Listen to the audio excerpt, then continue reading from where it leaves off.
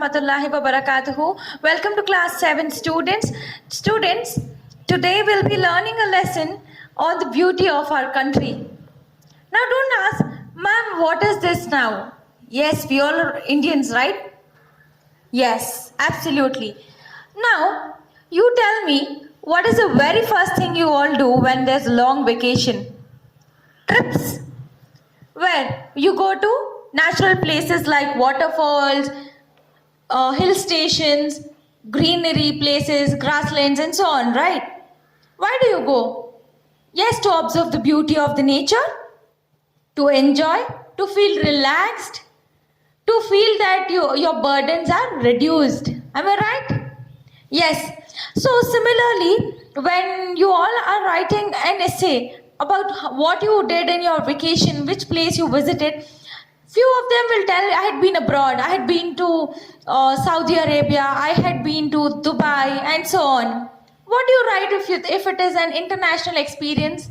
Oh, I had a great time in the safari. I saw the Burj Khalifa and all. That is what we'll tell, right? Why do you say? Because you are extremely happy looking at those wondrous things. So here, it is a foreigner who's come to India and he says, there's no other country in the world as beautiful as India. Isn't that amazing and makes us feel happy? Yes, it still makes us proud. It's like we're getting a feather to our hat. Right? So, let's see who is that person who is described in this way. And he is Mark Tully. And he was born in Calcutta and he was educated in England. So, he was born as an Indian, but for his studies, he had to go to England. He was correspondent for the BBC in South Asia for 25 years. He now works as a journalist in New Delhi. Mark Tully's books on India are No Full Stops in India, The Great Heart of India, and India in Slow Motion are highly acclaimed. So now we got to know about this person, that he has finished his studies in England and he's back to India at New Delhi. And we also know that few of his works are The Heart of India, India in Slow Motion, and so on. So let's see what has this person written about India. So before we read the lesson, tell me one thing. When you draw the map of India, how do you draw it? Yes, you tell ma'am it has a cone structure with two wings spread on both the sides, and it has a beautiful head, and the head is Jammu and Kashmir, which is a beautiful, very nice state, beautiful state of India. That is how we've made our outline of India map is. So, have you ever observed deeper into the states of India? Let's see now. I soon realized that it was not going to be difficult to get involved in India. From day one, I was surrounded by friends. The friends my predecessors introduced me to, the staff of All India Radio, the members of the press club, and my new neighbors. Many are still good friends. It's through them that I have become involved in their country. Now, when I am asked why I'm staying on, I reply because of my friends. See his reply. He tells that when he's in India, see, when you go to other country, it is very obvious that we feel strange, weird, right? We even feel awkward to step out and talk to people. Approaching people becomes difficult. We think we have language barriers. But now Mark is telling us, in India I never felt anything as such. And people here were too friendly and they mingled with me. And they never made me feel that I am a stranger also. So he was working in All India Radio, and his colleagues, all the members of All India Radio, were too friendly with him. And now he feels that he doesn't want to go back to England, because he says the only reason he is in India is because of his friends. That's true, right? Even when you all go on a picnic, you make sure that your friends are also coming for a trip. If not, you will just tell them, hey, if you don't come, I'm also not coming for a trip. That is how you do, right? And even to go and have your lunch, you want your friend. So that is how the bonds we've made up with our friends. So that's the reason Mark is telling, or the only reason to reside in India is because of my friends. So let's see what has he given a detailed picture about India. That, of course, is only part of the truth. I am drawn to India by its beauty, particularly its natural beauty. Recently, I was beside a campfire in Great Himalayan National Park watching the snow-covered mountains glitter in the sunset. So now he's told that the truth is because of friends, and now also he's telling the second one is because of the beauty of India. Yes, we have those snow-covered mountains, Himalayan mountains, which are walls for us, India protecting the country, right? So he's telling the mountains which are covered with snow shines so beautifully. It looks like sparkling diamonds when the sun is setting and the sunrays falls on the snow. It looks like diamonds are sparkling everywhere. So that is how he's described the beauty of India. The snow-covered mountains glitter in the sunset, as you can see in the picture. A week later, I was in Kerala, that is South India, in the extreme south, sitting in my bathing trunks. What do you understand by trunks? Trunks are shorts. Looking out over the Arabian Sea as the sun slid like a great red dome below the horizon. There are the smells of India too, which evoke such nostalgia. So now he is in Kerala now, and he is deeply observing the Arabian Sea. And when he is observing that, he gets a flashback of old memories. Nostalgia means it is a feeling of pleasure and sadness together, which reminds you about something good in past. Understanding? Yes. So let's see what has he told. There are the smells of India too, which evoke such nostalgia. There is the dry scent of early summer in Delhi as the blue jacarandas. The dry scent of early summer in Delhi as the blue jacarandas. So here, the jacarandas is a flower, blue color flower in a tree, as you can see in the picture. And then the scarlet gulmohars, it's another tree with red color flowers, which is also common in Bangalore. When you're walking, you can find them. And the other trees come into flower. The sweet smell of the queen of the night. So here, the queen of the night is the name of a flower, as you can see in the picture. So he's also telling us that he's smelling the flower. He can get a smell even when he's staying at home. That is, which flower is that? It is the queen of the night.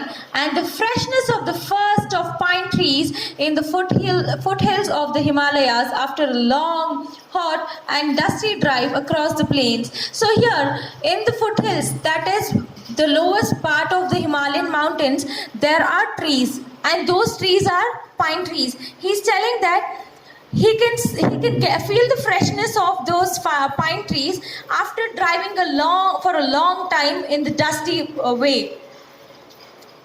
There are the folk songs and classical music with ragas that start with such austerity and end in ecstasy. So he's telling that people in India sing songs.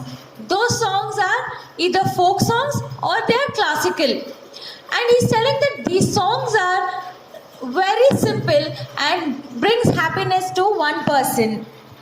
So let's see what is the next part. There are the great epics and the love poetry. There's the art of the Pradhan tribe in central India, which occupies the whole of one wall of my flat. There's the color of the festivals, the solemn dignity of the courtyards, of the great mosques filled with the line after line of worshippers, bowing their heads in prayer, and the colorful informality of the pujari performing the evening rites in the Hindu temple. So here is the traveler is telling us that there are great epics, great stories, and there is a love poetry in India. And moreover, he is telling that India is a country where many many people from different religions reside, and he's also specifying certain religions like Islam. He's telling how people believe. As you all know, right? You all stand together and offer salahs, and other religions also have their various ways of worshipping God. So he's telling that when it comes to Muslim, they stand in rows together and offer salah together, and when it comes to the Hindu ritual, the pujari is performing the evening rites. Yes, as we can see how the pujas are conducted with those bhajans, decorated thalis, everything, right? So he's describing each and every culture. There's the sound of priests singing the scriptures carrying across the water of the sacred tank in which the golden temple stands. So he's also telling about Sikh religion. He's telling that the Sikh priests are, what are they doing? They are singing the Sikh scriptures. Scriptures are writing.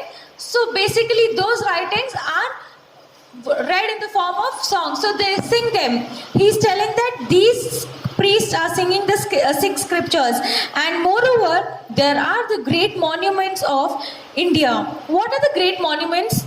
Yes, so we learned that the writer first went to North India, that is the Himalayas. From North India he's traveled to South India, that is Kerala, and from Kerala he went to Central India. And in Central India, he described about the pujas, the way Muslims worship their God, everything. And now he also talks about Punjab, that is Eastern India, wherein he tells that how the priests are singing the scriptures and moving and carrying across the water of the sacred tank in which the golden temple stands. So he's speaking about the golden temples and the form of worship which is taking place in the golden temple. So let's see what is he talking about next. There are the great monuments of India. I have never known anyone to be disappointed by the Taj Mahal or the forts of Rajasthan. As I was telling, that the great monuments of India, the moment you hear the great monuments of India, what comes to your mind? Yes, of course, it's the Taj Mahal. So he's also telling that Taj Mahal or the forts of Rajasthan. There are the fresh cooked parathas for breakfast in the open air dhabas or restaurants along the Grand Trunk Road. And there's the delicacy of a vegetarian thali or tray in Gujarat. So now he's finished his tour from Punjab and he's traveled to Gujarat, and he's talking about the delicious the breakfast of Gujarat, and he's telling what is the breakfast menu. It says that parathas with any side dish and having it in the dhabas, open restaurants, right? Restaurants will have completely designed seating lounges, everything, but dhabas are small places where you can feel the nature and have your food. So he's telling about the beauty of Gujarat. All these kept me in India, but they are not whole. It would need a poet to describe what India means to me, and I am no poet. So now he's telling that all these things of the country made me stay in India, and moreover, I don't think what I'm defining is enough to define the beauty of India, the culture of India. It is only a poet who can do it in a better way. But unfortunately, the writer Mark is telling, I am not a poet wherein I can describe the entire beauty and culture. I can only say that I am not alone among foreigners in believing there is nowhere like India. He's telling that I know that. I'm not the only person who's telling that there's no other country like India, whereas the other foreigners also will tell the same thing, that we cannot find any other country as beautiful as India in the whole world. And no people like Indians as well. He's telling, and in the whole world, as Indians, there will be no other people.